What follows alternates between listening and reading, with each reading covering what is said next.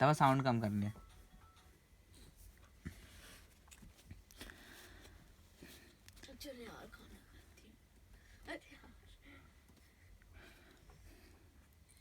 तो दोस्तों आज हम करेंगे कक्षा 12वीं फिजिक्स के अध्याय 1 स्थिर वैद्युत तथा क्षेत्र का क्वेश्चन है। कूलाम का नियम लिखिए तथा उसकी उत्पत्ति कीजिए।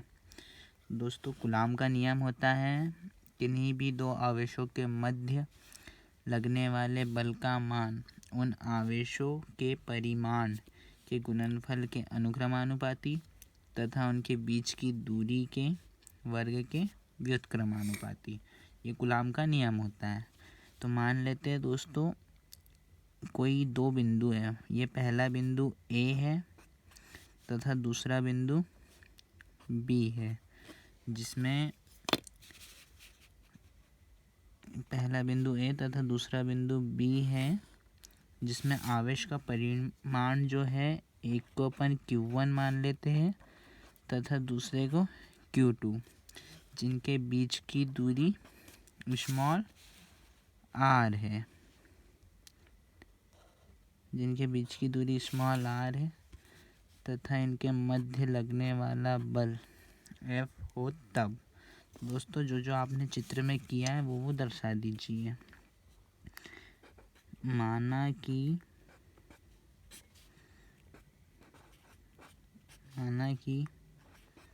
Q1 व Q2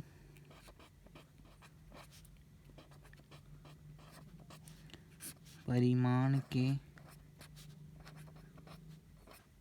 दो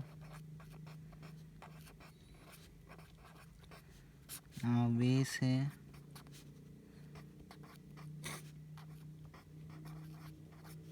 जिनके बीच की दूरी स्मॉल r है तथा इनके मध्य लगने वाला बल F हो तब नियमानुसार।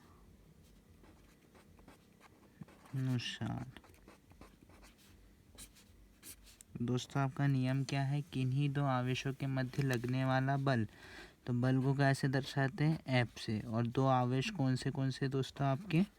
Q1 और Q2।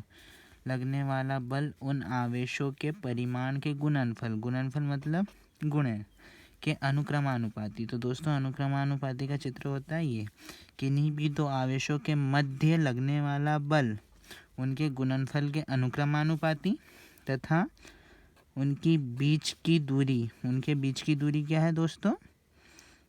r, उनकी बीच की दूरी के वर्ग के व्युत्क्रमानुपाती होता है। तो दोस्तों अपन यहाँ पे उपरोक्त दोनों स्थितियों से ले लेते हैं। उपरोक्त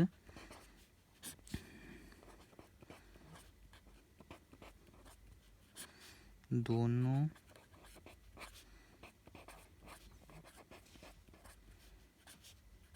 स्थितियों से, दोनों स्थितियाँ क्या है दोस्तों? आपके पास F कॉमन है तो F को एक बार लिख लीजिए, और ये अनुक्रमानुपाती या व्युत्क्रमानुपाती या इसे ही समानुपाती का चिन्ह भी कहते हैं, तो समानुपाती। और आपने लिखा है उपरोक्त दोनों स्थितियों से, तो पहली स्थिति क्या है दोस्तों? Q1 into Q2 upon r²। ठीक है, अब आप यहाँ समानुपाती का चिन्ह हटाएंगे तो बराबरी का चिन्ह लगेगा, और ये चिन्ह हटने पे k जो होता है एक नियतांक लगता है, और Q1 into Q2 upon r² side में दर्शा दीजिए, चूँकि जहाँ k इज इक्वल टू नियतांक है। ठीक है दोस्तों, के इज इक्वल टू नियतांक है। अब यदि वायु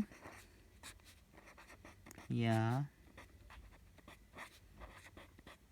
निर्वात में के इज इक्वल टू 1 रखने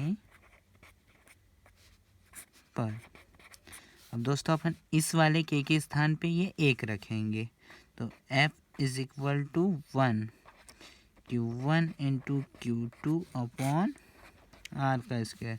दोस्तों किसी भी संख्या के सामने 1 होता है तो उसे लिखने की आवश्यकता नहीं होती है, क्योंकि वो हमें पता होता है।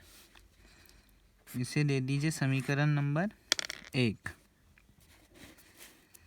अब देखिए दोस्तों, अब यदि माध्यम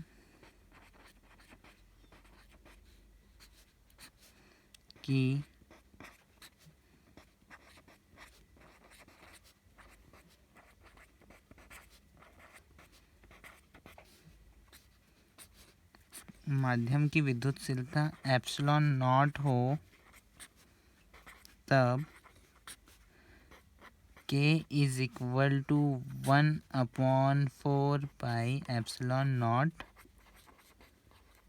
रखने पर।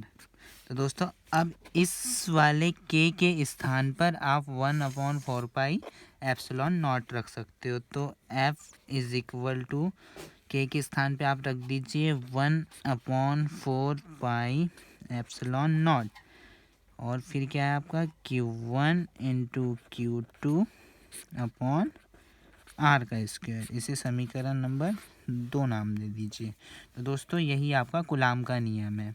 अब आप 1/4 पाई एप्सिलॉन नॉट का मान जो होता है 9 गुणित 10 की घात 9, तो आप इसके स्थान पे रख सकते हो। तो आप ऐसा बता दीजिए, चूँकि 1/4 pi epsilon naught is equal to 9 गुणित 10 की घात 9 न्यूटन मीटर स्क्वायर प्रति कूलाम, ये होता है 1/4 पाई एप्सिलॉन नॉट का मान, ये रखने पर।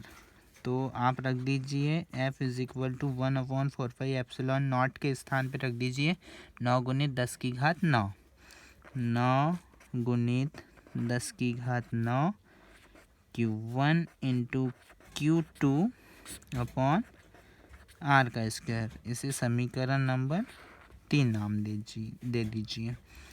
यही क्या है आपका, यही कूलाम का नियम है। ऐसा